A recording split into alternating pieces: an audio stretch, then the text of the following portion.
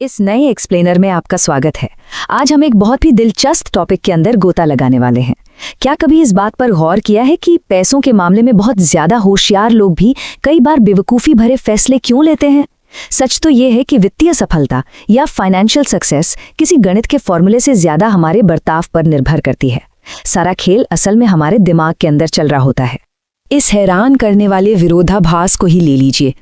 एक तरफ एक बहुत पढ़ा लिखा टेक्नोलॉजी एग्जीक्यूटिव है जो प्रशांत महासागर में एक हजार डॉलर के सोने के सिक्के उछालता है और पूरी तरह से कंगाल हो जाता है, और दूसरी तरफ रोनाल्ड रीड नाम का एक आम सफाई कर्मचारी जो चुपचाप 8 मिलियन डॉलर की भारी भरकम संपत्ति जमा कर लेता है। ये साफ दिखाता है कि सिर्फ डिग्रियां होना काफी नहीं है, पैसे के साथ हमारा व्यवहार कैसा है, असली फर्क उसी से पड़ता है। तो इस एक्सप्लेनर में हम इन 5 अहम बिंदुओं से गुजरने वाले हैं। पैसे का विरोधाभास, वित्तीय व्यवहार की शुरुआत कहाँ से होती है, हमारी अतार्किकता का विज्ञान, अहंकार और ईर्ष्या का रोल, और सबसे आखिर में सच्ची संपत्ति के असली मायने।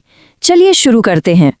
शुरुआत करते हैं हमारे पहले भाग से, पैसे का विरोधाभास, जहां हम देखेंगे कि कैसे बुद्धिमत्ता से कहीं ज्यादा हमारा चरित्र मायने रखता है। मॉर्गन हाउसेल की ये बात बिल्कुल सटीक बैठती है। निवेश कोई आईक्यू टेस्ट नहीं है। सच्चाई तो ये है कि निवेश में कामयाबी आपके इकोनॉमिक्स की डिग्री से नहीं, बल्कि आपके सब्र और अपनी इच्छाओं पर काबू पाने की ताकत से आती है। फाइनेंस शायद इकलौती ऐसी जगह है जहां बिना किसी खास बैकग्राउंड वाला एक आम इंसान सिर्फ अपने अच्छे चरित्र और धैर्य के दम पर बड़े बड़े जानकारों को भी पछाड़ सकता है। अब आते हैं दूसरे भाग पर, वित्तीय व्यवहार। आखिर इस साक्षरता की जड़ें कहाँ होती हैं? तो सवाल ये है कि ये आदतें बनती कहाँ से हैं? DIW बर्लिन की एक स्टडी बहुत ही दिलचस्प बात सामने लाती है। स्कूल हमें गणित के फॉर्मूले तो रटा देते हैं, लेकिन पैसे का असली व्यवहार घर की 4 दीवारी में आकार लेता है। माता पिता की वो छोटी छोटी बातें, जैसे चीजें बर्बाद मत करो या घर का बजट बनाना, ये सब हमारे दिमाग पर सीधा असर डालती हैं। सबसे मजे की बात तो ये है कि माता पिता खुद कितना पढ़े लिखे हैं ये उतना मायने नहीं रखता जितना कि पैसे को लेकर उनका नजरिया मायने रखता है। लेकिन अब यहाँ एक बड़ा सवाल खड़ा होता है। अगर हमारी फॉर्मल एजुकेशन का असर इतना ही कम है, तो इंसान के दिमाग में वो कौन सी मनोवैज्ञानिक ताकतें काम कर रही हैं जो हमारी सारी तार्किक सोच पर हावी हो जाती हैं और हमसे ऐसे अजीबोगरीब आर्थिक फैसले करवाती हैं? चलिए इसे हमारे तीसरे भाग में समझते हैं, अतार्किकता का विज्ञान, और कैसे हम EMH के मिथक को पूरी तरह से तोड़ सकते हैं। देखिए, अर्थशास्त्र की पारंपरिक थ्योरी, जिसे एफिशिएंट मार्केट हाइपोथेसिस या EMH कहते हैं, वो ये मानकर चलती है कि इंसान हमेशा बिल्कुल सही और तार्किक फैसले लेता है। लेकिन बिहेवियरल फाइनेंस हमें आईना दिखाता है। वो बताता है कि हम इंसान हैं, कोई कंप्यूटर मशीन नहीं। हमारी भावनाएं, हमारे पूर्वाग्रह और समाज का भारी दबाव, ये सब मिलकर हमारे निवेश के फैसलों को बहुत गहराई से प्रभावित करते हैं। यूरोपियन इकोनॉमिक लेटर्स का ये डेटा असल जिंदगी की पूरी तस्वीर साफ कर देता है। देखिए कैसे ढलती उम्र के साथ हमारे पूर्वाग्रह भी बदल जाते हैं। एक तरफ 30 साल से कम उम्र के 75% लोग बहुत ज्यादा ओवर कॉन्फिडेंट होकर बेतहाशा जोखिम लेते हैं, तो दूसरी तरफ 60 से ऊपर के 80% लोग नुकसान के डर से इतने सहम जाते हैं कि वो अपने घाटे वाले निवेश को भी बेचना नहीं चाहते। अब सोचिए, जब यही व्यक्तिगत पूर्वाग्रह बड़े स्तर पर एक साथ काम करते हैं तो क्या होता है? पूरी की पूरी अर्थव्यवस्था हिल जाती है। इसी को झुंड की मानसिकता या हर्ड बिहेवियर कहते हैं। 90 के दशक के अंत का .com बबल हो या फिर 2008 का हाउसिंग मार्केट क्रैश, ये सब उसी का नतीजा थे, जब लोग बिना कुछ सोचे समझे बस आंख बंद करके भीड़ के पीछे भाग रहे थे। तो अगर हम इस विज्ञान को थोड़ा आसान भाषा में समझें तो ये 4 प्रमुख संज्ञानात्मक पूर्वाग्रह निकल कर आते हैं। अति आत्मविश्वास, नुकसान से बचने की हद से ज्यादा कोशिश, एंकरिंग यानी किसी एक शुरुआती कीमत पर ही अटके रहना, और झुंड की मानसिकता। बाजार में होने वाली बड़ी उथल पुथल और हमारे पोर्टफोलियो के बर्बाद होने के पीछे असली हाथ इन्हीं चारों का होता है। अगर हम सिर्फ अकादमिक डेटा से थोड़ा बाहर निकलकर सोचें तो हमें खुद से पूछना होगा, इंसान के मन की गहराइयों में छिपी वो कौन सी काली भावनाएं हैं जो असल में इन रोजमर्रा के पूर्वाग्रहों को ट्रिगर करती हैं? यही सवाल हमें हमारे चौथे भाग की तरफ ले जाता है, अहंकार, ईर्ष्या और गलतियां, जो हमारी संपत्ति को चुपचाप अंदर ही अंदर नष्ट कर देती हैं। महान निवेशक चार्ली मुंगेर की ये बात बिल्कुल 100% की है। उन्होंने कहा था कि दुनिया लालच से नहीं, ईर्ष्या से चलती है। ईर्ष्या वाकई एक बहुत ही खतरनाक चीज है, क्योंकि ये हमें अपनी जरूरतों को भूलकर सिर्फ दूसरों की देखा-देखी वित्तीय फैसले लेने पर मजबूर कर देती है।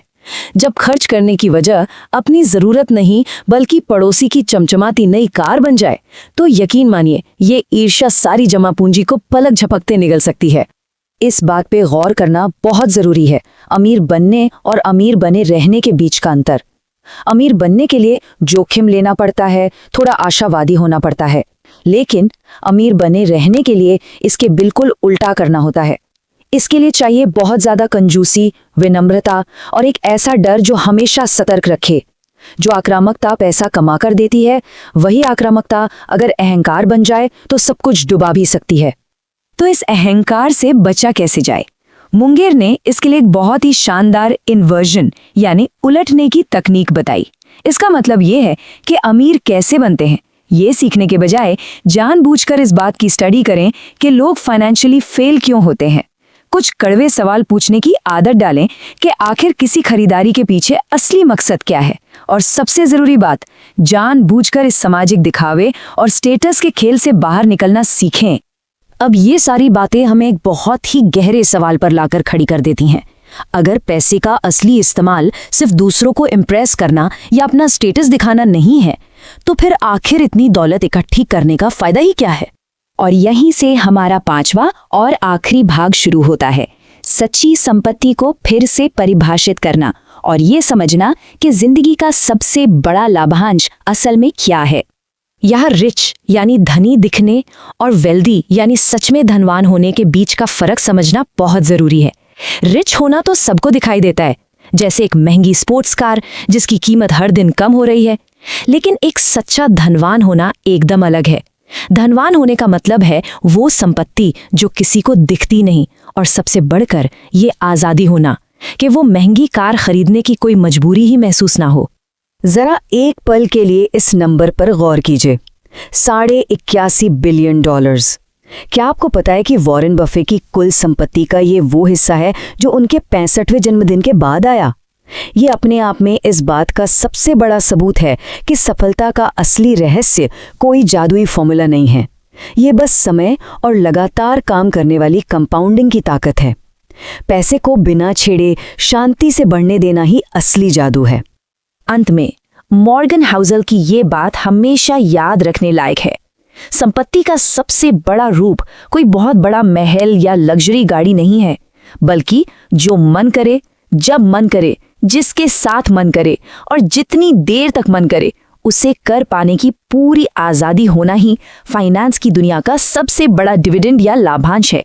इस एक्सप्लेनर को खत्म करते हुए जो एक सबसे बड़ा सबक हमारे साथ रहता है वो बस इतना सा है कि हमारी बचत, हमारी आय और हमारे अहंकार के बीच का अंतर है। पर्सनल फाइनेंस में असली मास्टरी पैसों की नहीं बल्कि अपने खुद के अहंकार को कंट्रोल करने की मास्टरी है। तो एक बार सोच कर देखिए, क्या हम अपनी संपत्ति को असल में बढ़ाने के लिए दुनिया के सामने अमीर दिखने की उस गहरी इच्छा को हमेशा के लिए छोड़ने को तैयार हैं?